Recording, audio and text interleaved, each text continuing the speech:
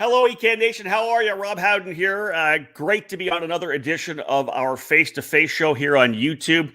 Thank you so much for tuning in. If you're not already a subscriber to our YouTube channel, make sure you click that subscribe button, click the like button, because we're going to be coming out with a lot more content here throughout the 2021 season, of course, moving forward into 2022. This is where we're going to do a lot of our content work. Today's show is going to be an interesting one because a lot of amazing events, of course, coming throughout the season, and the World Karting Association kind of refiring things, I think, at the Charlotte Motor Speedway over the last couple of years. Of course, the sprint track on the inside of NASCAR's 3 and 4 have been repaved. There's been some events there. WK's got a lot of stuff going on that track, but they're getting back to the kind of multi-discipline series. If you've been in the sport for a long time, you remember the North American Karting Championships back in the 90s, where we had FIA World Championship events on the sprint track. We also had the full road racing series on the big track. We had a pavement race on the oval on the front straightaway that uses the NASCAR pit lane. We had a race in the back as well. There was a ton of racing going on during those weekends. They were normally in October or November.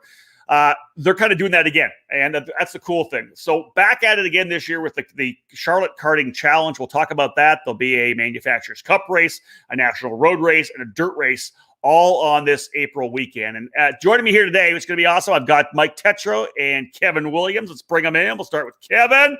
Bring in Mike. Guys, thank you so much for joining me. Thanks. Hi, Rob. Yeah, good to see you and everybody in EKN world. Yeah, great to have you guys with us. Obviously, I think just to start off with, we'll talk more about what's going on in 2021. When it comes to the World Karting Association, those who have been in the sport for a while, even those who are new to the sport, it's one of those iconic names, right? WK celebrating its 50th anniversary. I think we should probably start with that. That's a milestone for an organization in our sport. Luckily, I'm not that old, so I don't remember. No, I'm kidding. But yeah, listen, WK's 50th anniversary this year. Sadly, I don't have a banner that has our logo, which celebrates the year. We started out the year with a great history lesson Randy Kugler helped with. But, you know, to echo some of your comments in the opening, we'll get more into it. You know, George Kluger and the founding fathers of WK always wanted a place for everybody in karting. And for a while, we got away from that, and for no other reason than we just did. Yeah. And now we're starting to get back to that with our multidiscipline and a lot of diversity. And that's just it. I think that, you know, you look at the sport and a lot of what we cover, of course, on eKarting News, and things have kind of just the way things, I know you guys have all been in the sport as long as I have, right? 25 plus years, even more. It's a weird deal because we're kind of now getting into a more, I want to say a more specialized focus for all the series. Superkarts USA is all IAME. They do their deal. Rock Cup USA does their deal. You know, the Rotax program. Whereas the WKA has always been that foundational grassroots of motorsports where you guys, you know, touch on everything. Really, you're the only organization now that does everything in terms of dirt, speedway, asphalt speedway, pavement speedway, road race, and Manufacturers Cup. It just feels to me like you guys have pressed the reset button and really got back to what the core value, the core focus is of the WKA. We have, and again, it's really what you know. When I became president, the first call I made was to Randy Kugler, and that's one of the things we talked about was how do we get back to have a place for everybody. And a couple of disciplines, we still are involved in the electric karting with the STEM program with Purdue University at Indiana, as well as the esports, which I think is just fascinating. And listen, I'd rather watch that than Big Bang Theory on a Tuesday night. I agree with you completely on that one. Mike, we'll bring you in here a little bit. I know that one of the things you guys have been focusing on, and it's not really in the wheelhouse of what we do at eKarting News. We're primarily a sprint and road race program, but I'm a big fan of speedway karting as well, both pavement and dirt. And that's something you guys have developed and really got back into again. I was there. And part of it, you know, with my Speedway USA magazine, when there were some issues back in the 2000s, right, with tire doping and trying to stop tire doping, and it really kind of hurt WK a little bit in terms of their positioning within the Speedway ranks. You guys have done a lot of work and really put in the hours to kind of reconnect with that again. And you've been putting on a bunch of really good events. Well, what we did was we ended up coming out with creating another national series. The key to it was making Daytona part of that national series. Yeah. So that's the first round of it. Building trust with the manufacturers again, having the rule book, having the memberships, using tracks that support our series, support our insurance, the consistency of the rule book. The market needed consistency. The dirt market was lacking that a little bit.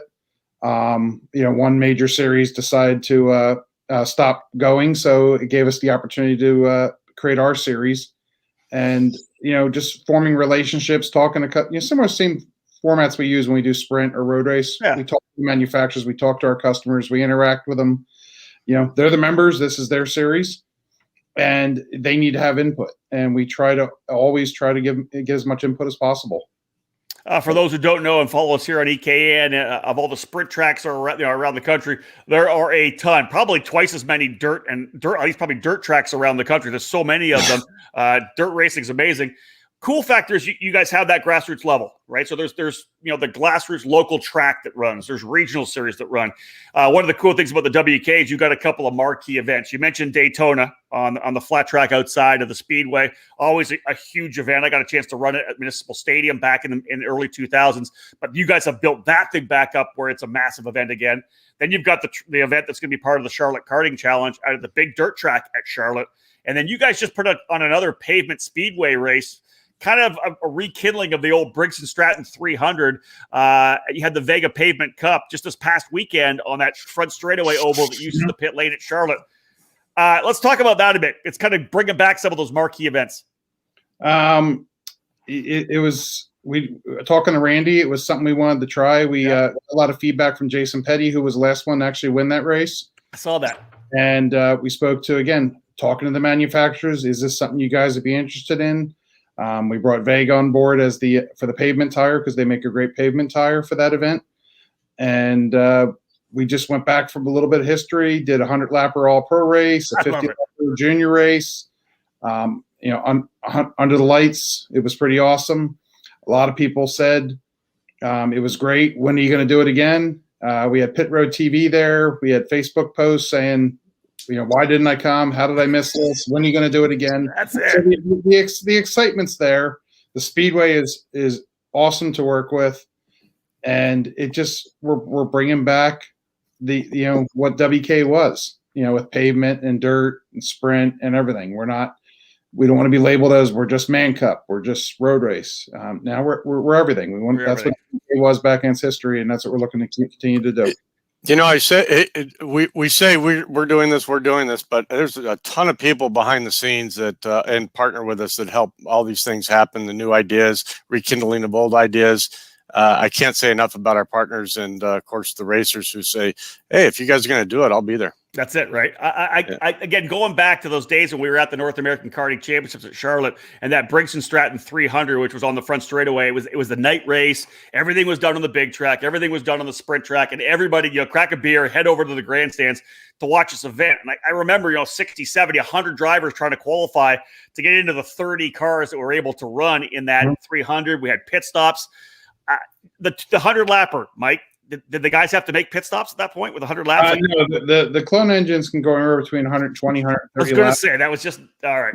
Yeah. The 300-lapper, back then was great. I don't know if we, that's an older, different generation. It totally is. That was fun, though. These guys were feeling it after 100 laps. I think 100 sufficient. I think we started 30. I think we started 36. I think about halfway through we were down to 18. I think 10 laps ago we had 15. All right. I like it though. Glad to hear it's back. So if you're 3 or 4 laps down, you check off your bucket list. You did it and you pull in. Let's before we talk about the Charlotte Karting Challenge coming up in April. It's 11th to the 15th, right? April 11th to 15th. Is that right? No, it's 16 through 19. 16 through 19. Gotta write that down. April 16th through 19th, folks. Charlotte Motor Speedway. We'll get into it in a second. Let's talk 2021. All told, you guys have made some moves, of course, with the Manufacturers Cup. Let's kind of cycle through and give me some of the highlights you guys have in terms of the evolutions you've made on the programs, the national programs. Let's start with Man Cup. Well, listen, we start with Daytona and our Daytona Kart Week, which was a huge success. We just celebrated our 47th year. Yeah. We even had this conversation in our board of trustees Zoom call last night. it's difficult for us with such a great event. I mean, who doesn't want to be in Florida in December, right? Right. So it's such a big event. We always had a problem having a place for everybody, and we always in Man Cup we always had people who said, "Gosh, my class isn't running, I can't make it. I was going to be there." So this year we took a very different approach, which was one of Mike's ideas. We opened up all the classes. The ones that didn't enter and didn't get 4 or 5, sorry guys. And actually, we wound up only turning away one guy who actually said, "No problem. I'll take my ICC over to the road race track. I'll run over there. No problem at all." Yeah. I still gave him the trophy. Here you go, first place. For didn't even. And it worked out really good. So we allowed our members drive our organization. We allowed the members to choose what was going to be run, and that really set the stage for our Men Cup. And then we learned a little bit from that. And I'll let Mike talk about just a couple of sliver changes we made for this year. And it looks like it's going to be a great program because once again we're servicing the karting public. Mike, the concept is, we'll talk about the cadet drivers. You got a 9-year-old kid, and he basically can just bring one go-kart. He can race. That 9-year-old kid races a mini rock on day 1. He races a 206 on day 2, and he races a mini Swift on day 3. They can basically use one go-kart, convert it over, which we saw a lot of our customers do. Yeah. The senior and junior drivers, there's flexibility for that. We got the Marquee Ignite program in there, which is a great program. They cross over with the road race, bringing the Briggs 206 stuff in. Again, Marquee Ignite drivers can cross over to that. That's true. KA drivers are crossing over to that because it was the last day. We had a place for everybody and multiple opportunities to race in many classes for everybody. All the classes are national championship classes, so a guy could, there's always that possibility of winning a Triple Crown if you wanted to. I like that. Something again we haven't had. Yep. The ability to win the Triple Crown again. But more of it is it's a filterization. It's to see what's good, what's drawing, what's not. That's it, right? Yeah. KA stuff is going to draw good. 206 stuff's going to draw good. Mini Swift's going to work. Mini Rock is going to work. A Micro Rock's going to work. X30 Junior. It's hit or miss. Yeah, I understand. Yeah. There's big money on board. Those classes are a little bit more popular. When there's not big money on board, people just default down to the KA stuff. That's it. That's very true. Well, the key factor is, like you said, you're listening to your customers. You open things up. You're letting them you're letting the masses come to say, "Hey, this is what we're going to run. This is what we want to run." So you focus on that. I think that's a tremendous way of doing it. And I'm hoping you guys see continued success. And of course, running at Charlotte in April is going to be big for all the people in the Manufacturers Cup. Kevin, let's look at road racing right now. Again, it's always been a core part of WK. I still remember when I was a kid going through karting books and seeing pictures of supercarts or whatever at Daytona. I'm like, this is amazing, right? And I didn't get into the sport for another 15 years after that. But the WK has been racing at Daytona, road racing for many years, but it's just been very connected to road racing. How does the road racing program look for 2021? Our very first Daytona race was road race only in '74, so it was awesome. But road racing is very, very important to American karting. And it's because of all the different, a lot of the racers are mechanics. A lot of them are fabricators. A lot of them are great racers, and they've been in the sport forever. They just want a great place to race. Even though we'll have a series and a schedule, some may say, "Gosh, I can't make that weekend, but I sure would like to go to that other track in August or something." And so we have to make that available for those road racers. Throwing in the Charlotte Karting Challenge and the NASCAR Roval was just one of them. So people could say, it's really cool. It's one of the reasons I did road racing as a kid. You got to go to cool tracks that you saw on TV, right? Yeah. And in championship or not, you still got to race Laguna Seca or wherever we went back in the day.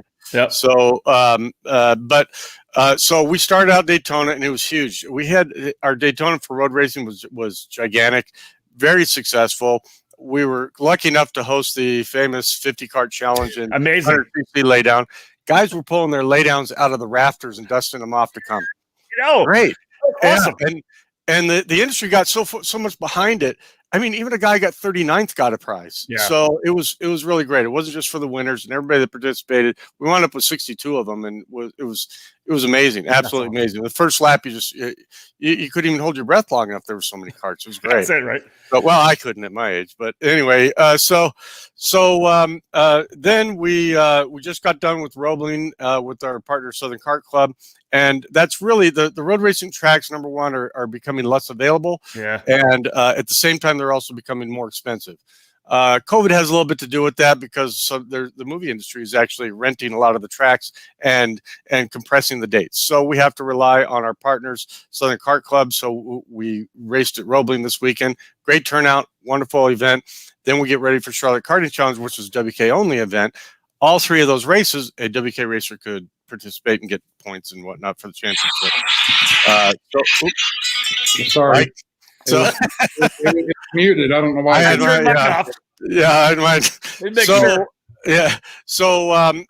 It's important to us to have, and then of course in May we join CES at Gateway Worldwide Technology.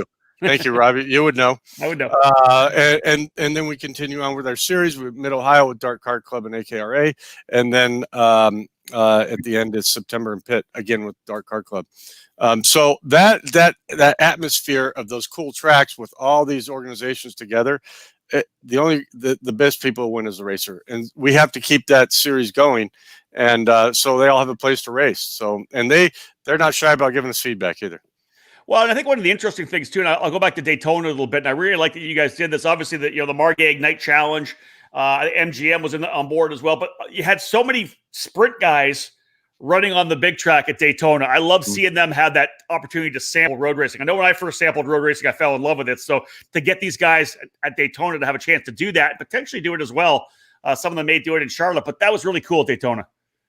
Absolutely, and I mean, for Keith and Mike to actually came up with that idea, Keith Freeberg from Margay, to come up with that idea. They raced with the sprint track 2 days, then they moved over into a big area at the road race. And I mean, even a guy who's never raced won, Ferrucci, won on the road race day for the Margay Ignite. So I would tell them, you guys don't know. You think you know drafting on a sprint track? Wait till you get there. That's it. That's it. And I got to tell you, with the sit-up program Ignite, the 206. I mean, guys could come out of retirement. Guys could get started in karting and have fun now on both tracks. And I love that about the sport. All right, let's jump into the Charlotte Karting Challenge because, again, Manufacturers Cup, road race, the dirt track as well. Mike, I know that you've been spending a ton of time in Charlotte. Do you want to kind of get things rolling right now? We gave you that date. It seems like everything's really starting to pick up momentum for this race, beginning with the Manufacturers Cup. We've got some news about road racing we'll drop here as well. But let's just talk about the Manufacturers Cup so far. A lot of excitement brewing for the Charlotte Karting Challenge. Yeah, the excitement's there for the Man Cup. The excitement's there for our summer series. We'll be starting in May. The dirt program's extremely excited. We made a partnership with our dirt program's actually going to be Friday night. We'll have support classes. Saturday night Saturday's event will be a points race for the GOAT series. Okay, it's run by Tetreault, and that we believe that's going to generate a lot of entries. Terry's a great supporter of our insurance program. His 2 tracks at Paradise and Triple T. And he's got a great program. We want to bring that into our show for Saturday, our program on Friday night, and just make it a truly fun event. Road race, obviously, we got a great announcement we're going to make with you about supporting and really branding that program and getting a new kind of coverage into it. And we're very excited about that as well. Well, let's talk about, you guys dropped the track layout for the road course, and Kevin, as that happens on social media, half the people like it, half the people don't like it. It just happens, right? Right. So actually, that came from feedback from the racers, and Robbie Harper, who's our road race director, and will also be race director at that event. He says, "Look, I've talked to a lot of people. Let's try a little bit of something new." And a lot of people said, "Listen, what NASCAR does is what we see on TV. Can't we do that?" We didn't do the back chicane.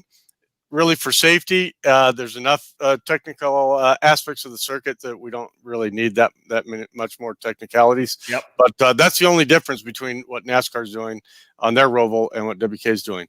So, I mean, for the guys who said, gosh, I wanted to try and beat my time from last year, well, maybe we'll go back to that track another time. That's right. But, We can do that really, that was input from the racers. I mean, we were even on Saturday night where we were at the 100 lap pavement race. I even had local road racers come to me and say, why aren't we doing that? So again, that's input from the members, and I'm excited to see how it goes. Anything else like the 50 kart challenge coming up for this one? I've tried to encourage the team, as most of you know, I do a third Thursday every month on Facebook to make myself available to the karting community, and I've tried to review that. I know that there's going to be a lot. I also know there's going to be a lot of sit-ups in 206, and so we'll see. I mean, we've just rekindled our relationship with Briggs & Stratton, longtime partner, so we'll see. That's all I can say is we'll see. But it is, for road racing, it is WK's Grand National event. Okay. So for the national classes, there will be an eagle on the line. There you go. And here's one thing too. I'll drop it here right now, Mike. You and I could talk about it. Mike picked up the phone and called me earlier this year. And for those of you who follow e-karting news, you know that we do our EKN Trackside live programs where David Cole and I will be trackside, or David's by himself. Of course, he's heading down to the USPKS race this weekend. And we do our trackside coverage, which is daily race reports, all the social media that we put out, top 10s on Facebook and Twitter, all the stuff that we do content-wise on Instagram, you name it, whatever it may be. Well, we're hooking up with WK, and we're coming down to the Charlotte Karting Challenge. But it's a bit different because we're not covering the Manufacturers Cup race. EKN is going to be covering solely the road racing event for this particular race. I think it's awesome. You're going to do an outlap too, right? David will do an outlap. Oh, we'll do an outlap. We'll do an outlap. We'll do a debrief podcast. Got to do it all. Oh, yeah, it's everything. The podcast before, afterwards, we'll interview a couple of the winners. David's going to be trackside there. Obviously, there's no announcer for that event, so it's not like we can do a live broadcast.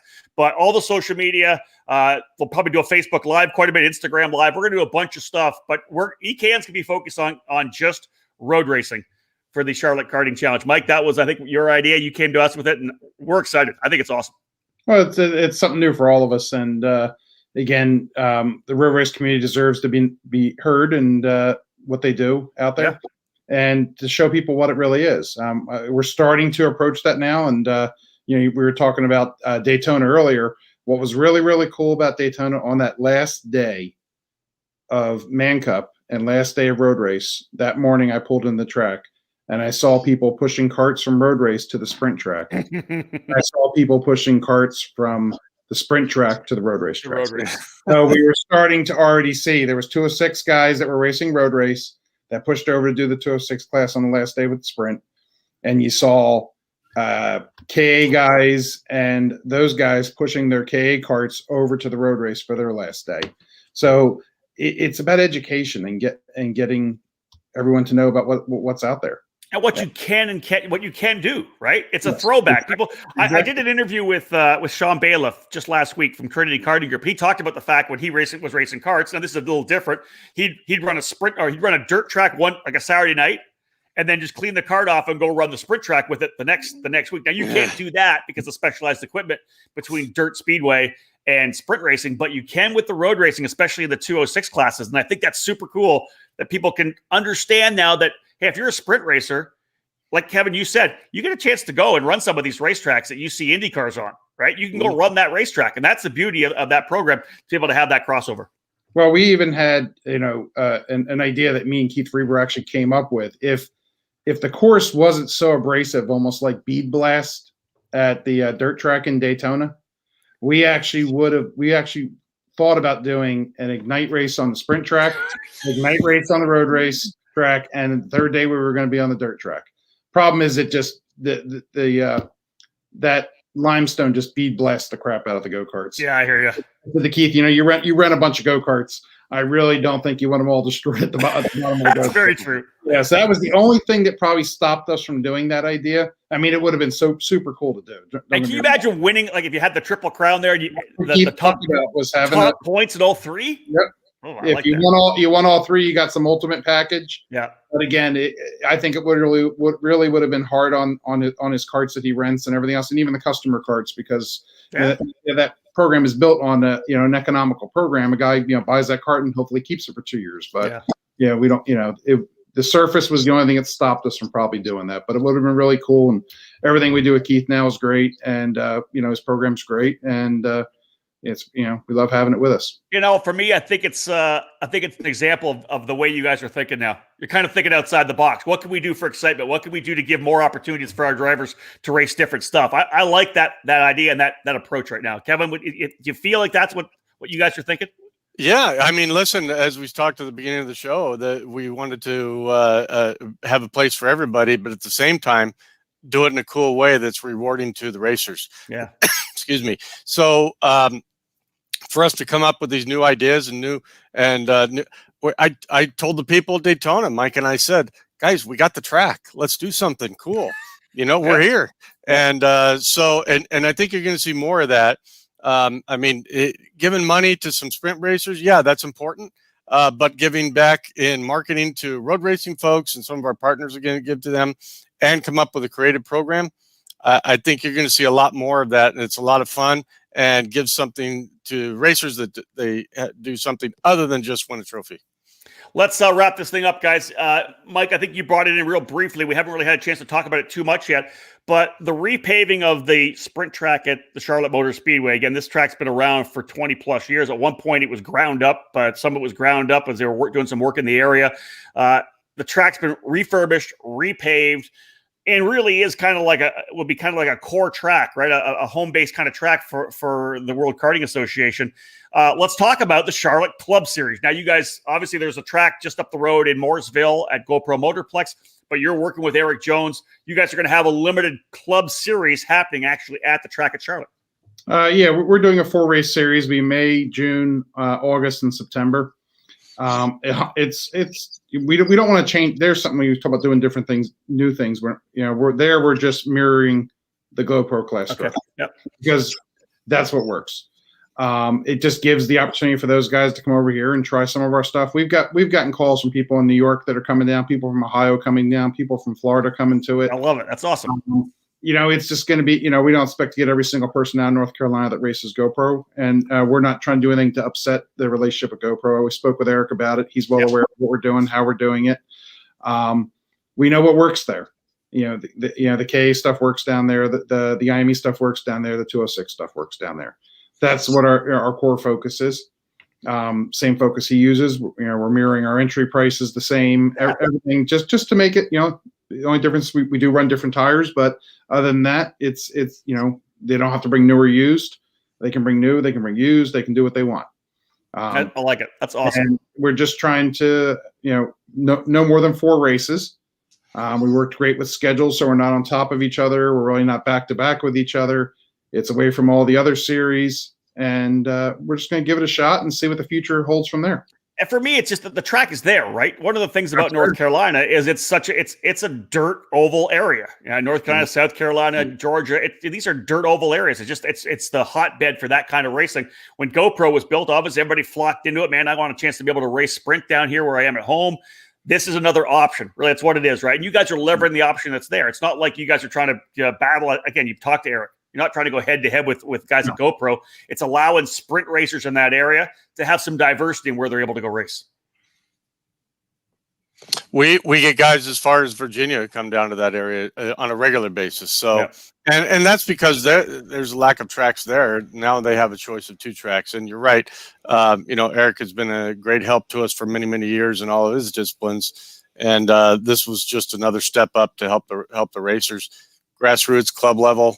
We don't want people to think we only do big national races. Again, we have a place for everybody. That's it. I think Mike's frozen on us. Oh no, he might be frozen on us. He'll come back. Let's cap this thing up, Kevin, and I'll wrap with you. You've been with the organization now for quite a while. You've been in karting for a long time as well. Just give me your feeling, your gut feeling on just the kind of atmosphere and the sentiments around the WK right now. From where I sit here in the media, I can just see you guys developing, really starting to grow that grassroots foundation again. And I feel like there's just a lot of positivity for the WKA. Listen, in karting, there's people who are in karting a couple of years and they step up to cars. There's people who are lifers we have a place for both of them. I love the evolution that the team has done. It's been a huge team effort with WK over the last 3-4 years, and that is, adding some opportunity for racers who race with us, but really they didn't really have a program to race, and we said, okay, we'll do that. Yep. The National Dirt Series is one of them. This weekend's pavement race is another. The club race is another. The esports is another. The electric carts with Purdue University is another. And I really like how our board and the memberships have said, listen, these guys are diversifying. I think that's fantastic. And like Mike said, we do have racers who participate in both road race and sprint on a regular basis. Yeah. And I like that. I like that that the Carters are supporting what we're trying to do. And that's, again, have a place for everybody. That's it. Let's wrap things up right now. The initial focus here was to talk about the Charlotte Karting Challenge. Kevin, give us the date again. Registration's open already. Tell us where we can go. For everybody who wants to get involved in the Charlotte Karting Challenge, just give them the information they need. April 16th through 19th. And again, those that will probably be our regular dates, depending on what's going on in the Charlotte area. But it's been about those dates the last 3 years, our third year here, doing the Charlotte Karting Challenge. And again, it's a lot like Daytona. We're all three disciplines. On the worldkarting.com website, every racing series has its own page. All the information for that page is on there. Some is shared. For example, we have hotel discounts and travel discounts on every page. All the entries available for all the series. We're going to start opening up parking and paddock space here pretty soon, probably next week. But otherwise, everything else is on there. All of our entries are electronic now. We're trying to get away from shuffling paper, although I love to see in the history on the wall behind Mike, we don't need a lot of paper. So, anyway, but yeah, we're ready to go, and the track is excited, very excited to have us back. So, folks, I'll grab that link for the WK site. I'll share it in the review below. So just have a look there if you want to click right to the link to get signed up. Otherwise, I think Mike's locked up again. I'm still here. You just stopped moving. I'm just a statue. Well, Mike, Kevin, guys, thank you so much for taking some time out of your day to join us. I appreciate it. Just a month away right now. You guys will be back to Charlotte. Again, the Charlotte Karting Challenge. I think I love the throwback. For me, it's a throwback. I know it's been 3 years, but for me, it's a throwback to those awesome days at the North American Karting Championships. And I just love what you guys are doing. Thanks, Mike. I appreciate the opportunity to share it with the world. All right, guys, I'll drop you in the back. We'll wrap things up. You guys stay in the back of the studio. We'll chat afterwards. We'll get rid of Mike. We'll get rid of Kevin. A couple of guys that have been in the sport for a long time, have a lot of passion for it. And, of course, in these volunteer positions with the WKA, doing what they can. And, again, as I said, there's kind of a specialization happening right now. I think we all know that, right, in the sport. There's Rock, there's IAME, there's Rotex, there's Briggs, whatever it may be. People are focusing. Where the WK is still holding on is that foundation for the sport where they do everything. They do sprint racing, road racing, and they're involved, of course, in the dirt and pavement speedway programs as well. And it's good to have that in our sport, and it's good to have people that are in the industry who want to make sure that we're taking care of grassroots racing as well. We do want to thank you guys for joining us here on another edition of Face to Face. Again, Kevin Williams and Mike Tetreault from the World Karting Association joining us. If you haven't yet subscribed to the channel, do that. Give me a like on there, please. And again, as I said, I'll put the link to the WK website in the overview of this particular show beneath here. So again, thank you so much for joining us, folks. Much more content to come here on the YouTube channel. My name is Rob Howden. Book it.